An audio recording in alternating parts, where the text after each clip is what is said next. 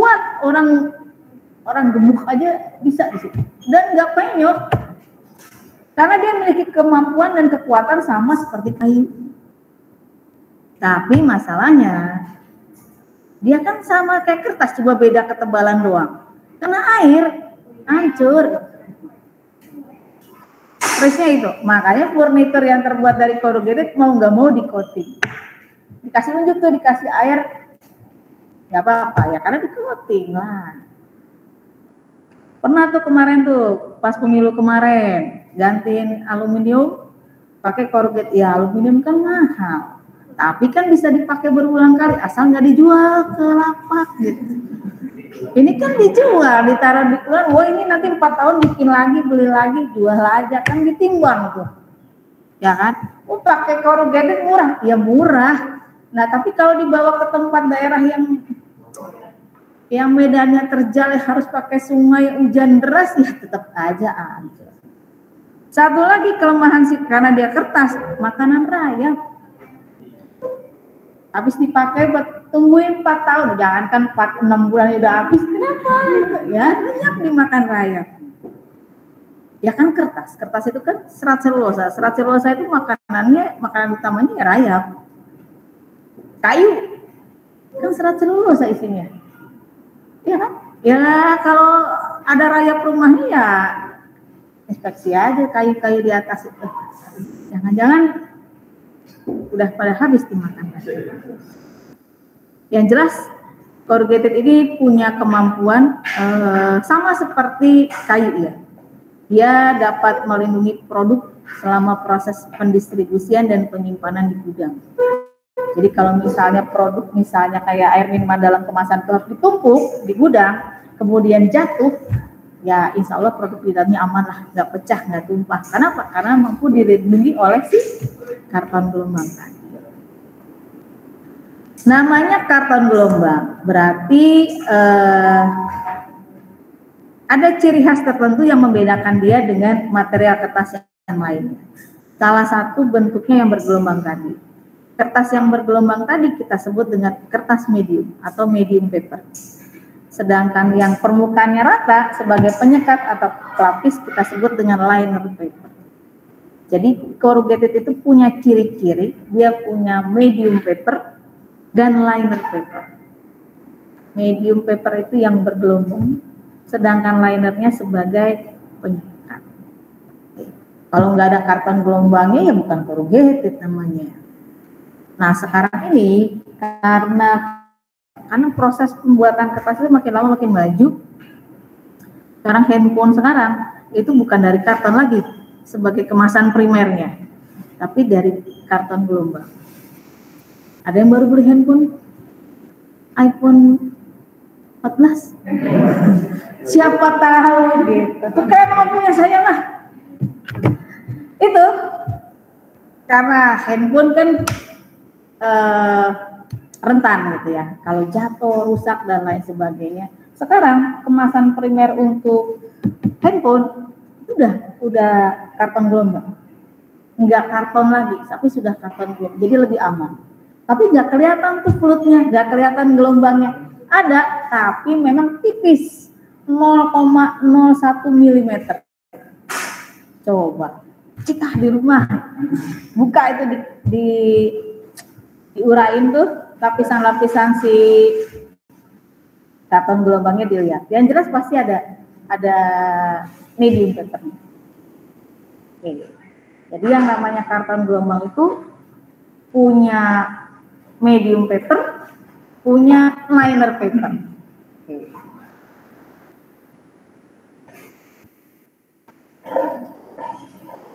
Kalau bentuknya ini nih kebetulan di saya halaman 5 bisa lihat yang ada gambar boxnya. Yang gini. Oke. Nah, ini kan ada satu lembar medium papernya. Ada 2 lembar linernya. Oke.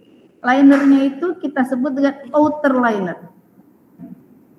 Ada 2 outer liner, ada 1 medium paper. Kalau ada speaker?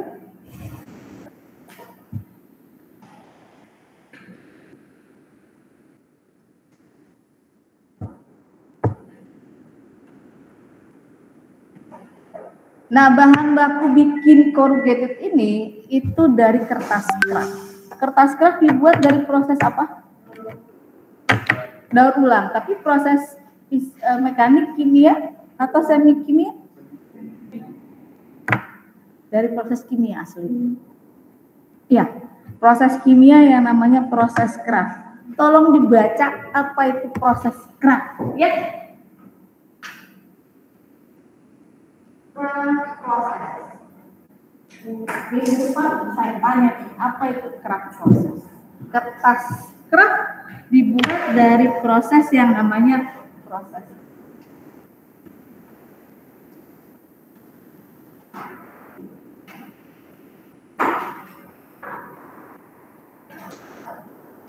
Oke, ini mediumnya ada berapa?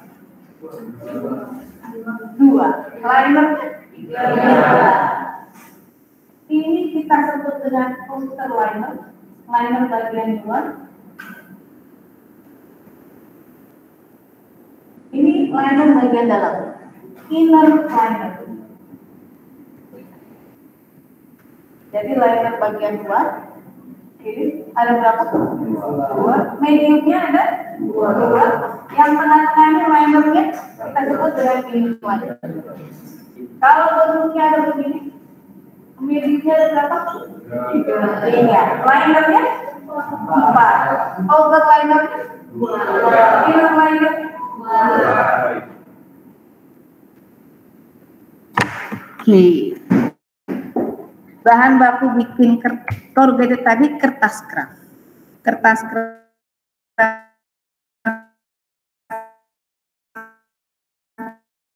di Indonesia sekarang ini dibuat dari tanaman kayu asli. Nah, bahan bakunya dari Indonesia berasal dari Merang.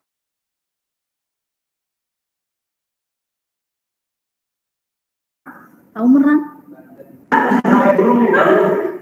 Merang, pelabuhan. Emang di Banten posisinya. Ini Merang. Ini jam Merang. Nah, ada energinya. Bukan Merang. Merang. Lain lagi. Merang, tahu Merang? Biasanya Merang itu dari mana?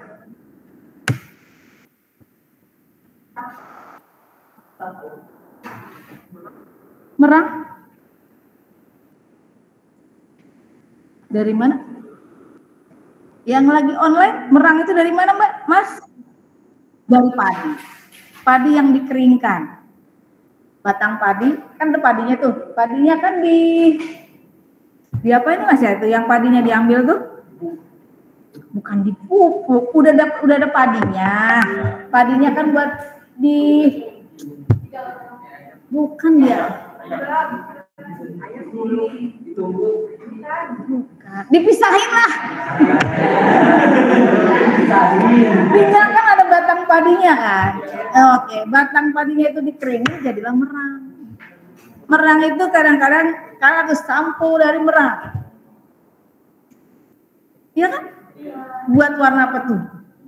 Hitam, kalau dibakar jadi karbon. Sumber karbon yang paling bagus ya salah satunya dari merang. Nah, kalau nggak dijadiin sampo, dijadiin bahan baku bikin kertas. Jadi diambil serat selulosannya. Nah, untuk bahan baku bikin kertas. Kalau dilihat, maka bahan baku untuk bikin liner paper sama medium paper ini sama-sama kertas kraft. Tapi ada perbedaannya. Kalau di liner paper, gramaturnya itu 125 GSM, 150 GSM, 200 GSM, sama 300 GSM. Kalau mediumnya 112, 115, 125, sampai 150. Mana yang lebih besar gramaturnya, di liner atau di medium? Yang bener aja. Yang lebih rendah? Yang lebih rendah? Mediumnya. Kenapa mediumnya lebih rendah? Supaya mudah untuk dibuat. Karena lebih tipis. Kalau gramaturnya sampai 200 GSM kan dia tebal. Makin sulit kita buat gelombang. Nah kalau linernya sih nggak masalah. Mediumnya itu pasti lebih tipis. Gramaturnya lebih rendah. Supaya mudah untuk dibuat gelombang tadi. Oke. Ada yang mau ditanyakan? Yang online tidur jangan-jangan. Ada yang mau ditanyakan?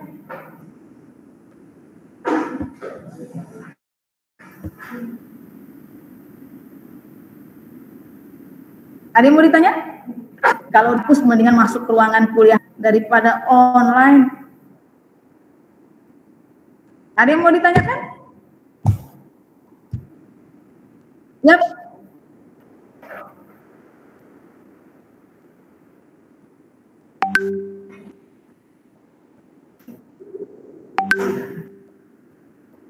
Kenapa, Mas?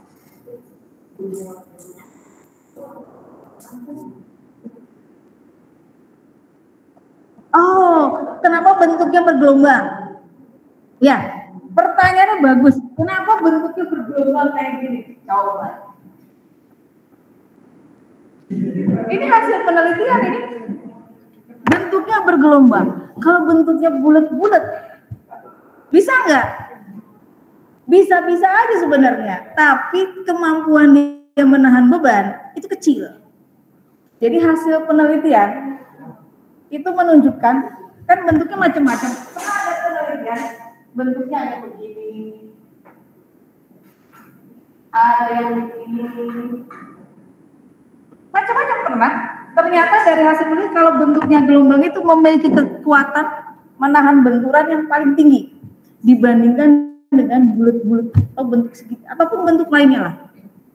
Jadi dijatuhin beban. Jadi pada saat pengujian, jadi pabrik kertas itu melakukan inovasi berkelanjutan itu bentuk yang bergelombang, bentuk yang macam-macam itu dijatuhi beban. Ternyata bentuk yang lainnya itu langsung penyok. Nah, yang mampu menahan beban itu ya bentuknya yang bergelombang tadi. Jadi kemampuan menahan bebannya yang paling tinggi. Gitu, Mas. Oke. Ada yang nanya? Ada lagi yang mau ditanyakan? Jadi itu penelitian awal kenapa bentuknya bergelombang. Oke, saya lanjutkan. Nih. Jadi untuk persyaratan sifat kertas medium maupun liner papernya yang diperhitungkan itu gramatur. Karena gramatur itu berkaitan dengan ketebalan dan kekekuatan. Karena itu tadi yang namanya corrugated itu harus mampu melindungi beban, memberikan ketahanan terhadap tekanan selama proses penyimpanan di gudang ataupun dalam proses distribusi. Misalnya disimpan di gudang kan ditumpuk tuh. Kalau dia jatuh jatuh kan ke bawah ya. Produk di dalamnya itu nggak pecah, nggak empah dan lain sebagainya. Atau dalam proses distribusi, pabriknya di Jawa mau diekspor, dikirim ke Papua, itu kan berbagai jenis moda transportasi. Selama pendistribusian tadi ada benturan, ada gesekan, tapi karena ada corrugated yang ada gelombangnya tadi, dia mampu menahan benturan selama proses distribusi, walaupun dengan berbagai dipindahin dari truk, dipindahin ke kapal laut, dari kapal laut dipindahin lagi, tetap aman. Kenapa? Karena ada gelombangnya tadi yang mampu menahan tekanan tadi. Ya. Nah, bahan bakunya ya otomatis karena dari kertas ya, dari serat selulosa. Tapi masalahnya sekarang ini yang banyak digunakan dari serat sekunder. Artinya dibuat dari proses daur ulang. Kalau yang kita bahas sebelumnya, proses pembuatan kertas, dari pembuatan kertas kan ada 3 tahap tuh. Yang pertama tahap apa aja? Pembuatan serat, pembuatan lembaran kertas. Nah, kalau dari tanaman kayu diambil serat selulosanya, langsung itu kita sebut dengan pembuatan serat primer. atau virgin pulp. Tapi kalau udah jadi kertas, dicetak, dibikin corrugated, diambil lagi serat selulosanya, dibikin lembaran kertas kraft lagi, dibikin corrugated, itu namanya serat sekunder. Nah, kebanyakan di Indonesia karton gelombang itu dibuat dari serat sekunder. Apakah ada pengaruhnya terhadap kekuatan kertas? Serat sekunder sama serat primer? Kenapa iya?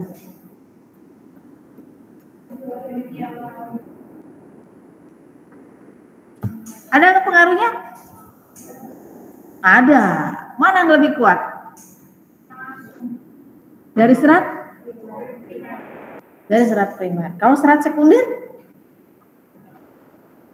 Nih, awalnya kan diambil dari tanaman tuh, diambil seratnya, dibikin kertas kraftnya, setelah dibikin kertas kraftnya, dibikin boxnya,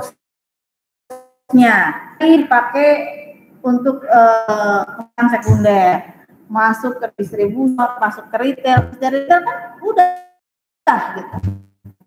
Iya. Terus diapain lagi? Balikin ke pelapak tuh. Dari pelapak dibalikin lagi ke pabrik kertas. Dari pabrik kertas dihancurin lagi, diambil seratnya, dibikin kertas lagi, dibikin lagi, diisi lagi, sampai akhirnya dipulang lagi nggak kepake. Bias lagi, kayak gitu prosesnya. Makin lama seratnya makin pendek. Kalau sering didaur ulang, pengaruhnya kemana? Kekuatan kertas. Kertasnya ya kekuatannya lebih rendah dibandingkan dengan serat yang terbuat dari serat primer. Oke, sampai sini ada yang mau ditanya?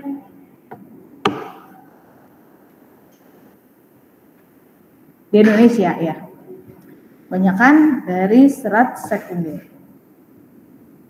Oke, slide saya nomor slide yang 8. Itu ada persyaratan mutu untuk kertas liner SNI nomor 8053.1. Ada? Oke. Yang pertama itu gramatur, satuannya GSM. Gramatur termasuk sifat fisika. Indeks retak fisika. Itu satuannya kilonewton per gram. Ini ada A, ada B. A ini yang terbuat dari serat primer, B ini yang terbuat dari serat sekunder. Oke. Daya serap air? Fisika. Kadar air? Kimia. Kekasaran? Fisika. Oke, kita lihat nih liner papernya. Habis itu mediumnya. Gramatur? Fisika. Ketahanan tekan lingkar? Ketahanan tekan datar? Fisika. Kadar air? Oke. Ada nggak optiknya? Nggak ada.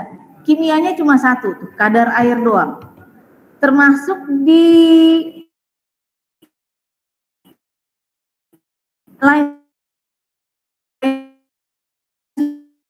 liner maupun di mediumnya.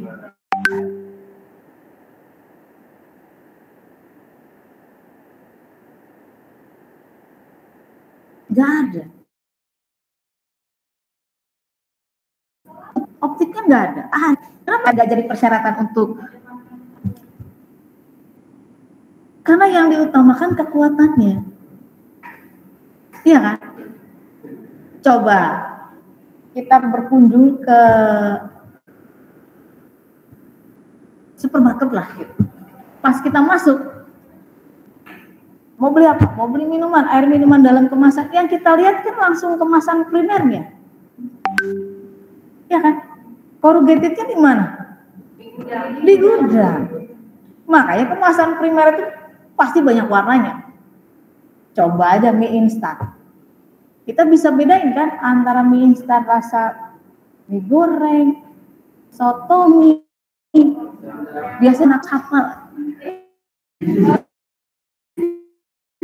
Rasa soto, rasa mie goreng, rasa kari, rasa apa lagi? Tuh. Sebenarnya kayak produsen mie instan itu kayak GoFood, Wings Food, termasuk Nissin itu kan Kalau mie goreng itu sama warnanya sama-sama putih. Ya soto hijau. Yang kuning apa? Nah, tapi kita bisa bedain kan? Oh itu putih. Karena tuntutannya itu. Kita secara visual mampu melihat kemasan primer, tertarik untuk, makanya full color warnanya. Iya kan? Supaya kita tertarik secara visual membeli. Kita bisa bedain antara produk yang satu sama produk yang lain. Tapi kalau karton global, coba dicek. Warna kemasan cetakannya itu berapa warna kebanyakan? Satu. Ya karena bukan untuk itu gitu. Dia nggak akan di display. Orang tertarik ya kagak lah. Karena memang fungsinya mampu melindungi gitu. Yang dibutuhin ya seperti mbaknya kekuatannya itu. Kalau kemasan primer kan supaya orang tertarik beli gitu. Bisa bedain antara produk yang satu sama produk yang lain. Maka identitasnya harus jelas. Tapi kalau kemasan sekunder harus mampu melindungi produk di dalamnya. Kekuatan yang dibutuhin. Satu. Yang kedua, karena bentuknya bergelombang, dia paling cuma satu atau dua warna. Masuk mesin cetak kan ada tekanan cetak. Kalau makin banyak warnanya, kan dia mendapat tekanan tertentu kan. Terus lanjut masuk warna satu dapat tekanan, masuk warna kedua, makin lama. Padahal yang paling utama dari karton gelombang tinggi flutnya, tinggi gelombangnya. Makin tinggi gelombangnya, makin mampu menahan beban. Lah kalau kena tekanan terus, makin lama kan makin itu tinggi flutnya, makin rendah dia. Makanya ya cuma satu atau dua warna paling banyak lah, karena tuntutan harus mampu melindungi produk yang dikemas. Ya, jadi nggak ada tuh optik, warna, nggak ada. Nah, di liner ada nih kekasaran. Di liner ada sifat fisik kasaran jadi persyaratan. Tapi di medium nggak ada. Di medium maupun di liner paper kadar air ada. Tapi liner papernya cuma kekasaran doang. Kenapa di mediumnya nggak pakai kekasaran? Cuma di linernya doang. Linernya untuk nempel. Terus apa lagi?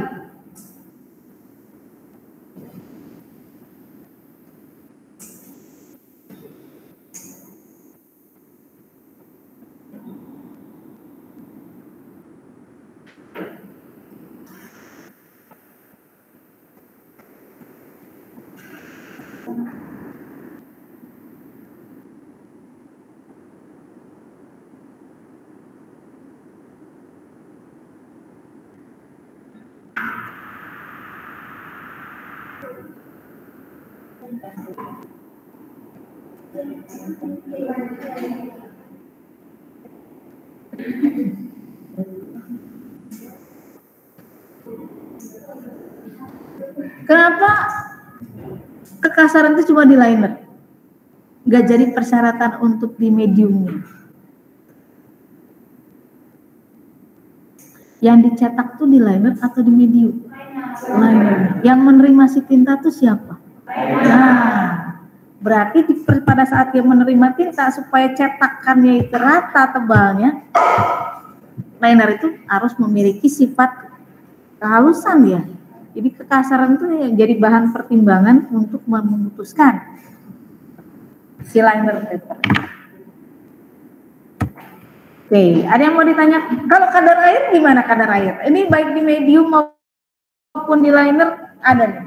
Kenapa jadi parameter nih sifat kimia kadar air?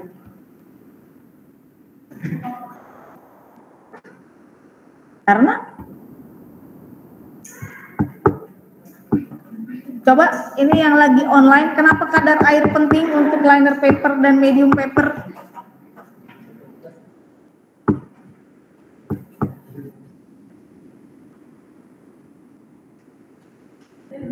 Kadar air itu pengaruhnya kemana? Karena itu Ibu. Kadar air itu lem kan sizing? Karena terkait dengan kekuatannya, kalau misalnya kadar airnya makin banyak diserap, kekuatannya akan semakin normal juga. Kekuatan apanya Mbak? Kekuatan tahannya Ibu. Kekuatan?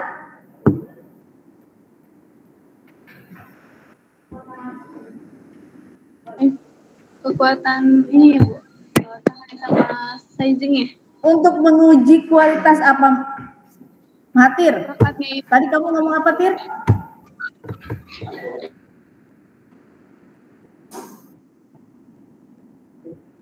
Benar. Jadi karena itu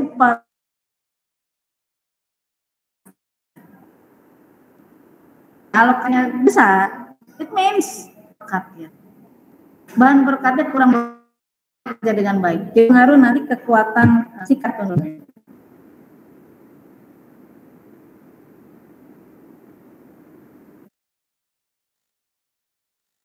Materi besar. Belum saya lanjut.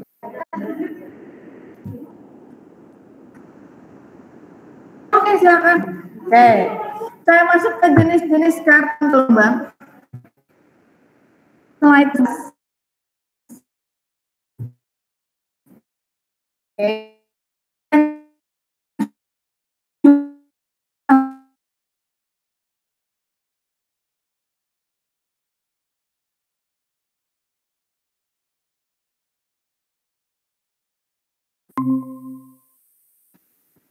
Jujur orangnya. Kalau dua buka, aduh. Ya, ini board ada berapa mediumnya? Satu. Linernya? Satu. Ada lagi single wall board. Single wall board itu karton dinding tunggal. Gak enak banget ya. Karton dinding tunggal. Single wall.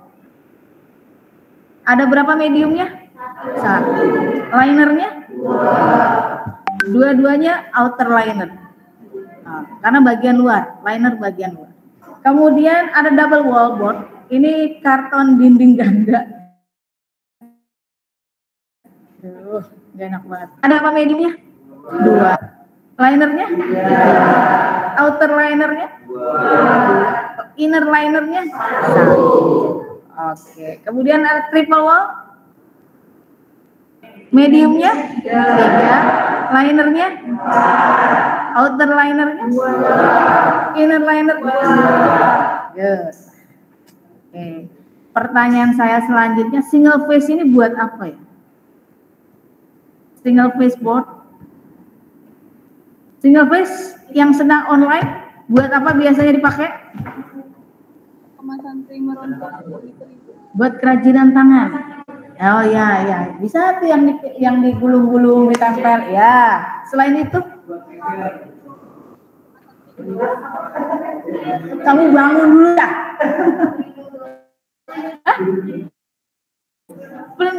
Biasanya lusin itu kan ada penyekatnya ya. Nah, sebagai penyekat. Ya.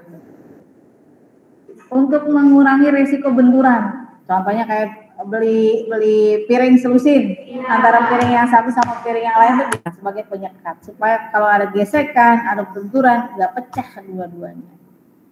Terus buat apa lagi?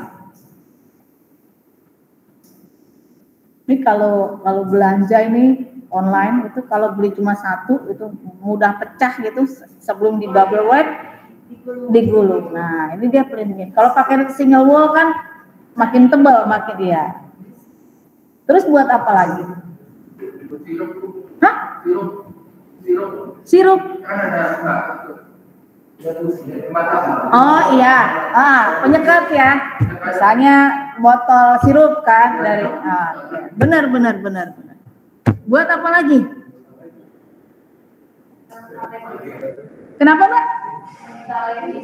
Oh, misalnya ungguan atau monde. Nah, biasanya ada layer bawah sama layer atasnya dipisah tuh kan. Nah, tapi bukan yang coklat, tapi putih. Nah, harus yang putih. Karena kalau yang coklat kan dari daur ulang. Nah, dikhawatirkan ada kontaminan, mikroba dan lain sebagainya dalam proses pembuatan recycle tadi. Memang bagus yang putih.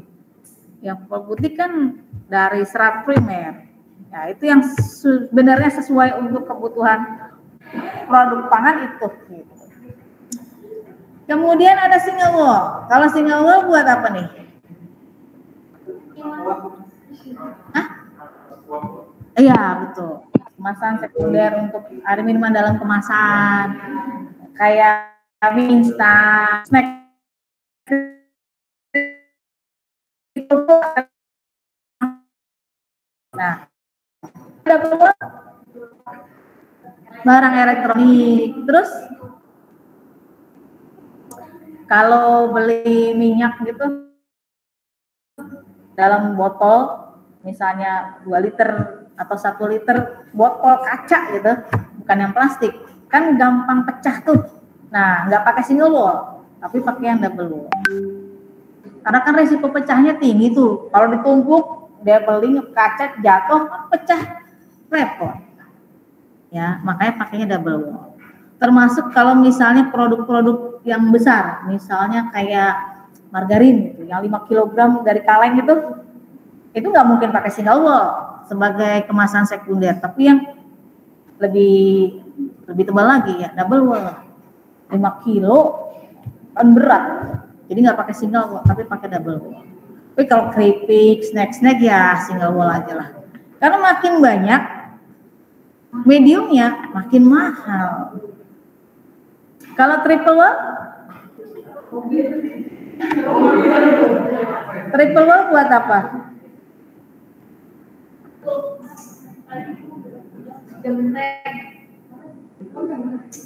Hah? Oh, bisa. Cuma dia kan kalau kena air hancur. Iya kan? Bisa. Orang bikin rumah dari karton gelombang aja bisa. Coba pinggir kali. Kan pakai gituan dinding-dindingnya. Tapi kalau kena hujan sudah kan hanya jangankan buat atap, buat rumah juga bisa. Lah tadi kan saya cerita buat tempat tidur, buat furnitur aja bisa. Tapi kalau kena air kan hancur lah. Ini sebagai pengganti kayu. Jadi kalau misalnya beli spare part mesin, kayak mesin GTO 52 tuh yang ada 2 itu kan dibeli tahun 2009 itu. 2009 mepet itu waktunya. Itu kalau dikirim di shipping pakai kapal laut, itu berbulan-bulan itu. Padahal Desember ini harus selesai. Kebetulan saya yang ngurusin tendernya itu. Itu dikirim langsung dari Jerman. Pakai pesawat. Ya, jadi untuk kalau pakai peti lagi makin berat ya. Di bawahnya pakai corrugated yang triple wall. Jadi pengganti kayu sebenarnya. Termasuk kalau coba perhatiin di gudang atau di bengkel itu tumpukan kertasnya kan nggak langsung kontak dengan lantainya. Ada paletnya kan. Nah, kalau kayu sekarang itu mahal, gantinya corrugated, terutama yang triple wall. Karena dia gantinya kayu, yang lebih murah, asal jangan kena air aja. Kalau kena air dia udah itu. Kecuali di coating. Ini single phase sebagai penyekat, misalnya tadi barang-barang gelas dan lain nggak mudah kontak, nggak mudah gesek atau pecah. Kalau single wall ini untuk kemasan sekunder untuk air mineral, makanan ringan, instan dan lain sebagainya. Nih kalau double wall ini yang lebih berat lagi, barang-barang elektronik, kemasan yang lebih berat lagi. Triple wall ini pengganti kayu. Ada yang mau ditanyakan terkait?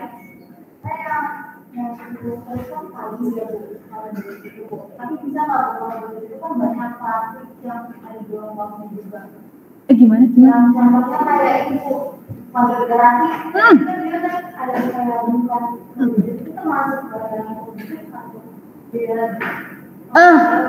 Yang jelas ini bahan bakunya kan dari serat selulosa, dari alami.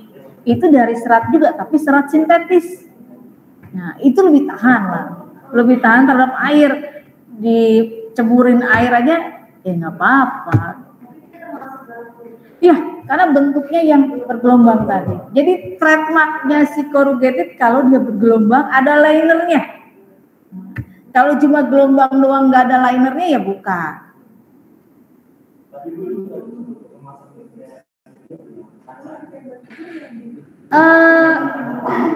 Kalau kemasan primernya dari gelas atau kaca, sebaiknya kemasan sekundernya ya dari iya.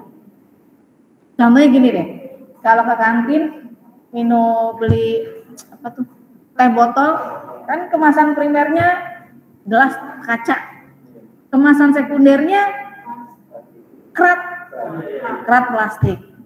Kenapa nggak pakai corrugated? Kena air, hancur dia. Kecuali bikin itu dari serat sintetis yang mbaknya bilang tadi. Kerat plastik, jadi selain kerat kayu ada kerat dari yang berlubang-lubang itu. Jadi kalau misalnya ada gonjangan karena tempat rumahnya sendiri-sendiri kan aman ya. Itu namanya kerat plastik, kerat kayu.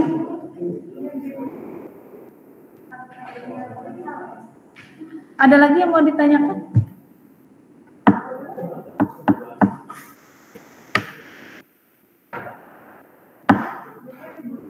Oke, saya lanjutin dikit lagi.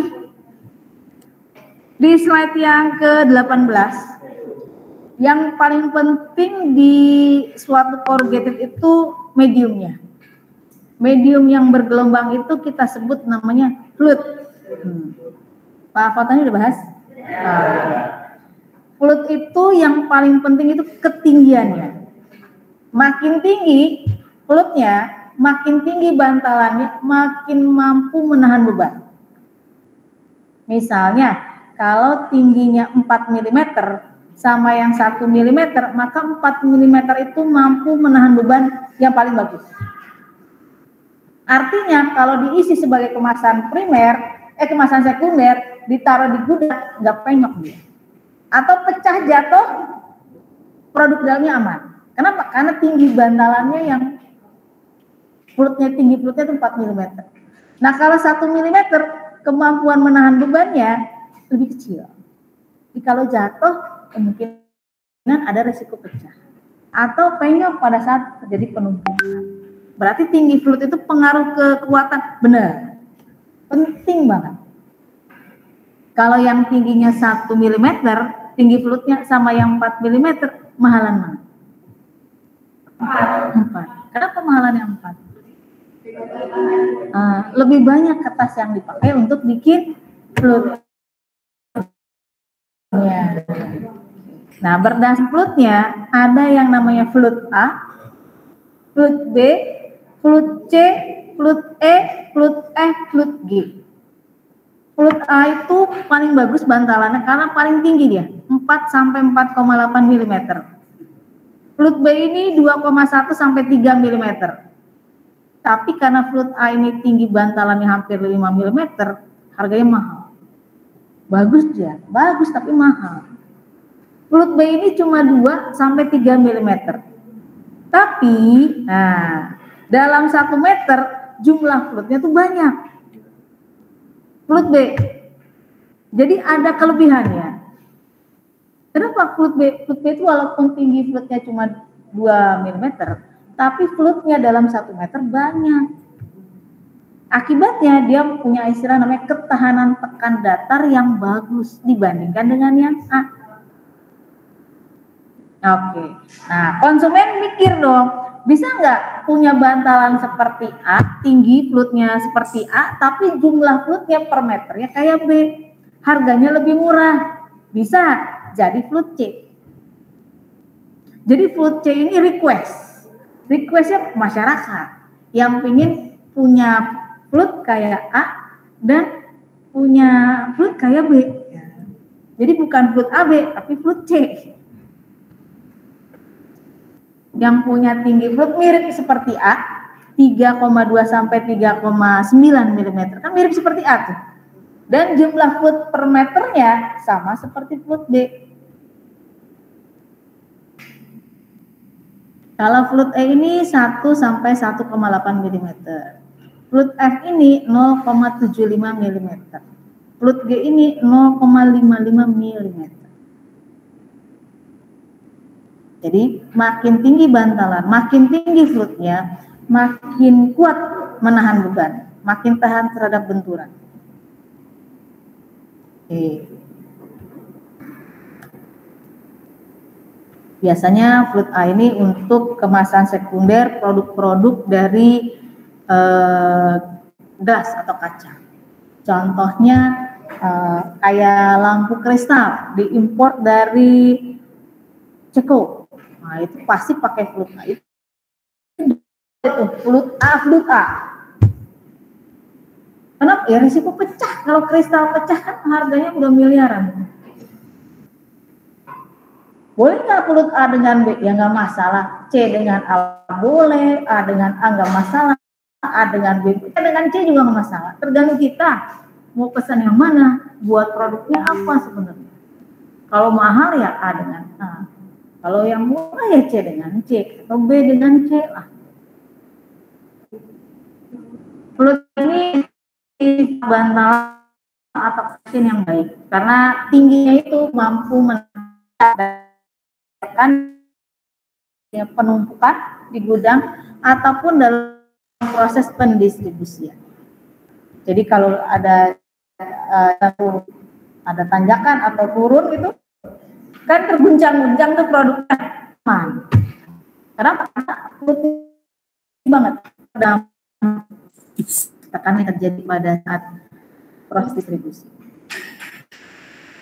Kemudian lebih, nah biasanya pada kemasan yang memang sudah settle ya, contohnya kemasan kaleng.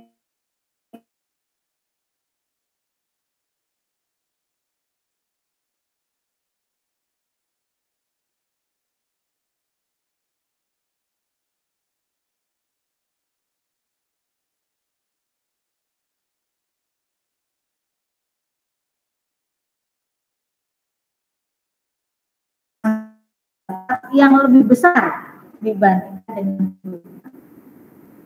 dengan lagi fluid C tadi, fluid C ini kombinasi antara fluid A dengan fluid B, tinggi bantalannya seperti A, tapi jumlah fluid per meternya, flat kerasnya seperti fluid B. Harganya juga jauh lebih murah dibandingkan dengan fluid. Ini fluid E ini ganti wort ya, dia lebih ringan dan lebih murah karena proses bikinnya dari recycle. Kalau kita lihat di slide yang nomor 24 ini, fluid A ini tingginya 4,7 sampai 5 mm, jumlah fluid per meternya 110 kurang lebih. Kalau fluid B itu tinggi bantalannya cuma 2,5 sampai 3 mm, jumlah fluid per meternya 154. Kalau fluid A itu cuma 110. Fluid C itu tinggi bantalannya 3,6 sampai 4, jumlah fluid per meternya 128. Oke. Ada yang mau ditanyakan?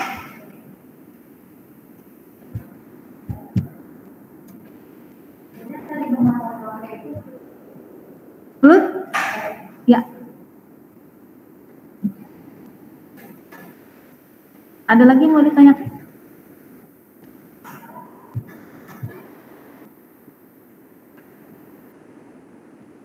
Terkait fluid A, fluid B, itu fluid G Mbak, bukan fluid A, fluid G. Yang cuma 0,7 mm, di bawah 1 mili ya.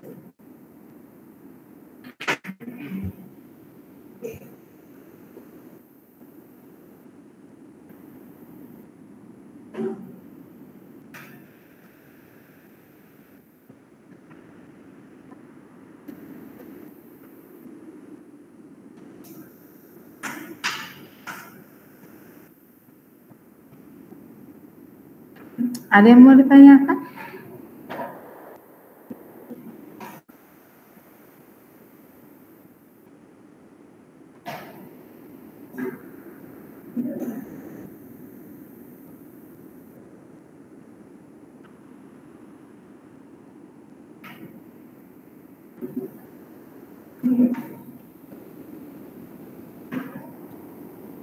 Nggak ada? Materinya. Yang online? Ya, Mbak.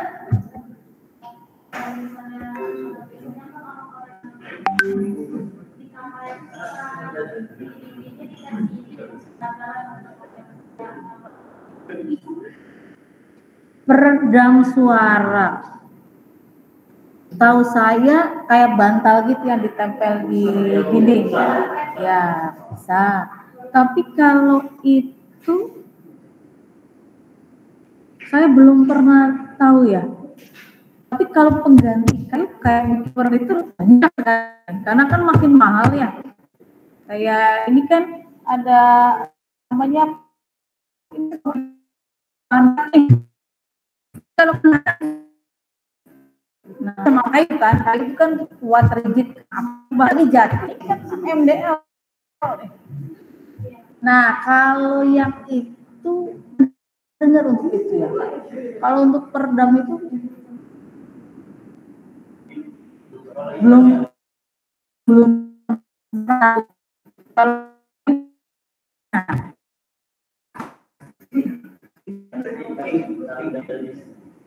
ada lagi yang online, ada yang mau nanya?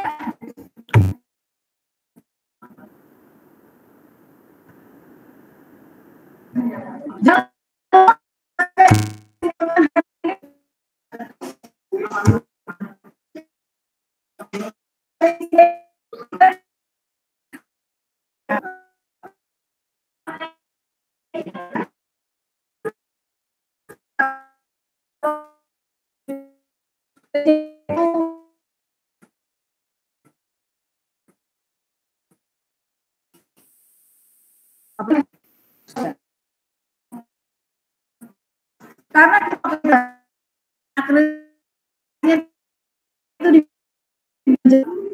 di ada ya, ada jadi jam 1 tuh rapat.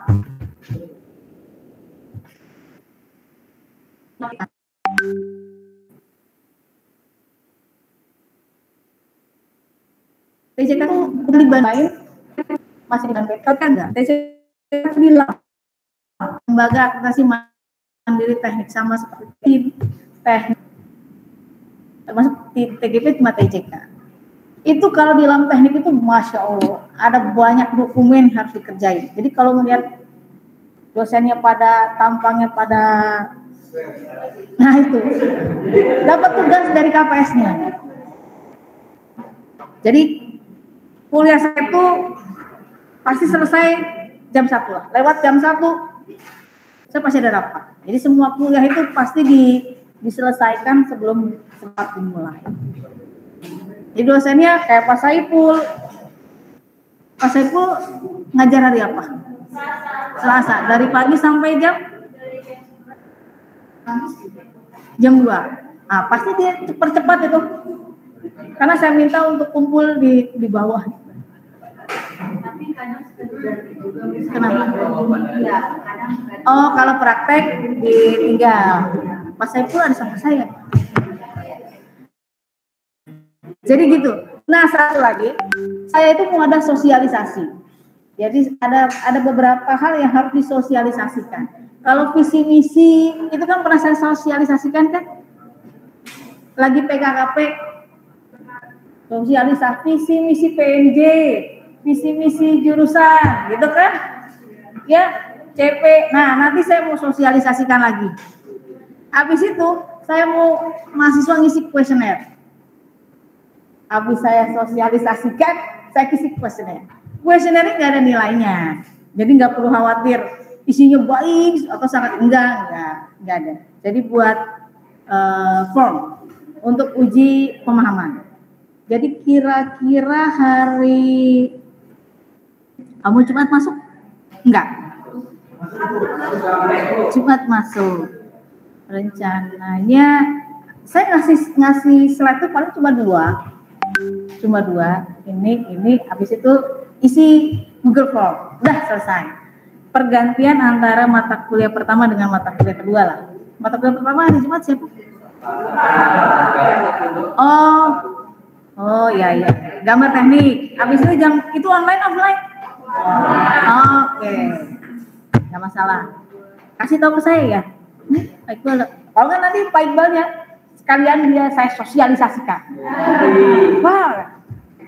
Untung punya dosen baru masih muda-muda jadi ayo kerjakan besok kumpulkan. Saya cek jam 11 masih pada rapat. Saya udah keluar duluan. Saya masih pada rapat. Ya dah, saya lanjutin minggu depan ya terkait materi korrugated. Jangan lupa tugasnya dikumpulin hari ini. Taruh di meja saya. Ya. Selamat siang semuanya. Assalamualaikum warahmatullahi wabarakatuh.